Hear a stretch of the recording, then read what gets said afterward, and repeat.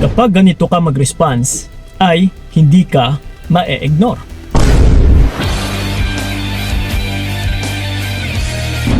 Yes. Ito mga utol, kung sa ngayon man ay palagi kang na-ignore ng partner mo and humahantong na nababaliwala ka talaga niya, na kahit online man siya is hindi pa rin siya nagre-respond sa'yo.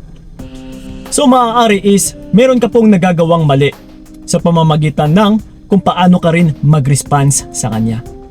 So sa video na ito ay ituturo ko po sa inyo kung anong dapat ninyong gagawin, kung ano yung tamang pag-response. Kasi sa makatuwid ay mali yung way of response mo, kaya ka nababaliwala ng partner mo. Okay, so sa pamamaraan na ito, na once na magagawa lang ninyo sa tama ay sigurado utol, hindi ka na ma-ignore ng partner mo. So handa ka na ba? Okay, 5 bagay lang naman ito na tiyak for sure kayang-kaya nyo pong gagawin.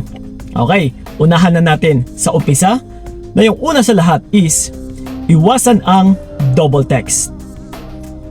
Kinakaugalian mo ba or isa ka sa kung nagme-message sa partner mo ay kahit wala pang response niya is pinapasundan mo na naman ulit? Yung tipong 1, 2, 3, 4, 5 na message sunod-sunod na kahit wala pang response doon sa una, sa pangalawa ay pinapapasundan mo na naman ulit. Talagang ma-ignore ka po lalo ng partner mo. Kumbaga pa parang tinitrain natin or kinukondisyon natin yung partner natin na kahit mag-message ako ng mag-message sa'yo and siya is hindi nagre-response is parang okay lang. No, so yun po ang pinapahiwatig natin na parang okay lang sa atin na kahit hindi siya mag-response kasi tuloy-tuloy ka pa rin sa magme-message. That's why utol, iwasan nyo po yung pag-double text. Pag nag-send ka ng isang message, 2 sentence, 3 sentence, no, sa isang message lamang, is yun lang muna. Hintayin mo po na siya ay mag-reply. Saka ka naman magbabato ulit ng panibagong message. Copy? Okay. And then yung pangalawa natin is iwasan ang mahahabang response. Isa ka rin ba sa kinakaugalian mo na mahahabang mag-message? Nakagaya niyan is nasasanay kang double text, 1, 2, 3, 4, 5 na mga messages pero mahahaba pa. Nako po, isa ka rin sa mababaliwala ng partner mo pagdating ng araw. Kasi lalong-lalo na sa aming mga kalalakihan is kung minsan nakakasawa din magbasa ng mga mahahabang message. Lalong-lalo na kapag yung message is puro madrama na pananalita. So ayaw na ayaw po yan ng lalaki, kaya kung minsan masasayang lang yung oras mo kaka-construct ng message na yon pero hindi naman din pala babasahin ng partner mo. Kaya hanggat mga ari utol is iwasan mo rin yung mga mahahabang mensahe. Huwag masyadong madrama. Okay, iwasan mo yung pag-double text, isang message lamang and then hayaan mo na. No, kung mag-response siya, isa ka na magre-response ulit. Hindi yung mahahaba din yung response mo, no. No, kasi ma-ignore ka talaga ng partner mo someday kung ganyan ka palagi. Copy? Okay. And then yung pangatlo pa natin is iwasan ang pag-response ng agad-agad. Matitiyak ko sa inyo ganito ka. No? Na wala pang 1 segundo ng pagtunog ng cellphone mo is nagre-response ka na kaagad. Na kahit gaano ka pa ka-busy ay nagre-response ka talaga kaagad-agad. Alam nyo ba kung bakit ko nahuhulaan? Kasi wala ka namang ibang hinihintay kundi kapag mag-message lang yung partner mo. That's why kapag nag-message na siya, boom! Uy, ito na yung hinihintay ko. So ito, reply ka na kaagad. Actually utol, isa po itong sa magiging dahilan na mababaliwala ka ng partner mo pagdating ng araw kasi masyado kang available.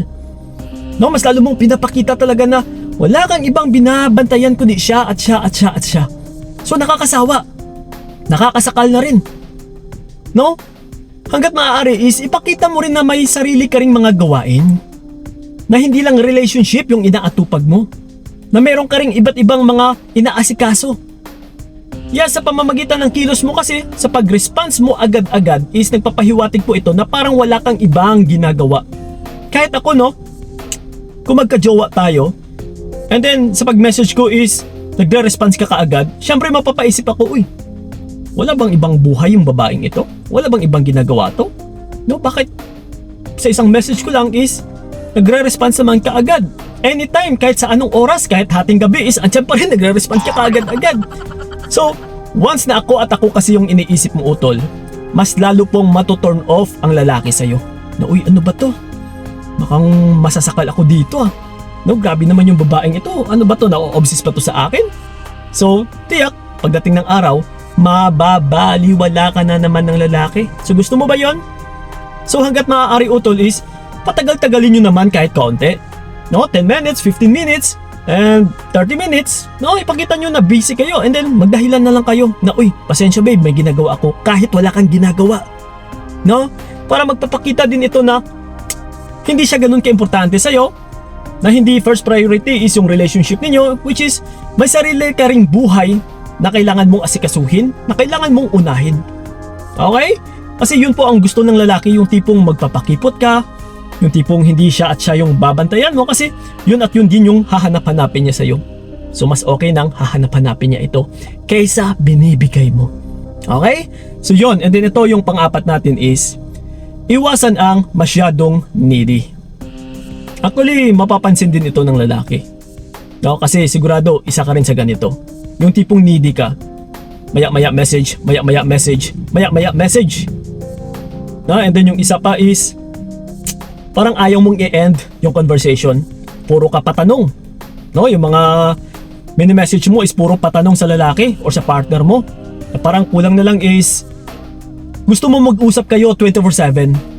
So kapag ganito, utol, magsasawa po yung isang lalaki. Nahahantong talaga na ma-ignore ka ng isang lalaki. So that's why hanggat maaari ay matuturing itapos yung conversation or magiging paiwas na huwag masyadong available o pasensya na, may gagawin pa ako. No? Or kung minsan, patagalan mo ng response and yung tipong walang mga patanong na mensahe.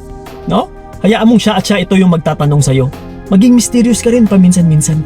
Okay? And then ito yung panghuli natin is ugaliing huwag babad. No? Sa pag-uusap, sa conversation, no? Like I said, maya-maya message ka na naman ng message, tanong ka na naman ng tanong, nagiging needy ka. No, you should learn how to end, no, the call. Yes, utol, matuto ka rin, kailangan marunong kang tumapos ng pag-uusap. Like I said, kagaya kanina, na dapat marunong ka rin magdahilan. Kapasensya babe, may gagawin pa pala ako, may ayusin pa ako, no? Mamaya na naman ulit tayo mag-usap. So ibig sabihin, utol, kapag masyado kang available ay mas lalo ka pong pagsasawaan or i-ignore ng lalaki. Pero kapag hindi ka masyado available, no, ay mas lalo kang aasam-asamin ng lalaki. Magigigil pa siya sa'yo lalo. No? So ayaw mo ba yun? So yun lang po mga utol. No, yun po ang tanging technique natin sa pamamagitan ng pag-response para hindi ka ma-ignore ng lalaki. Kasi yung iba ay nagtataka kung bakit sila na-ignore. Which is isa po ito na technically dito po kayo na-ignore sa pamamagitan kung paano kayo mag-response sa mga partner ninyo. Nababasa po yan ng mga partner ninyo na lalaki. Yung bawat kinikilos ninyo. Okay? So sana ay may natututunan na naman kayo sa video na ito. So yun lang po. Maraming salamat talaga. So ingat kayo. God bless and babush! Tayo ang coach ng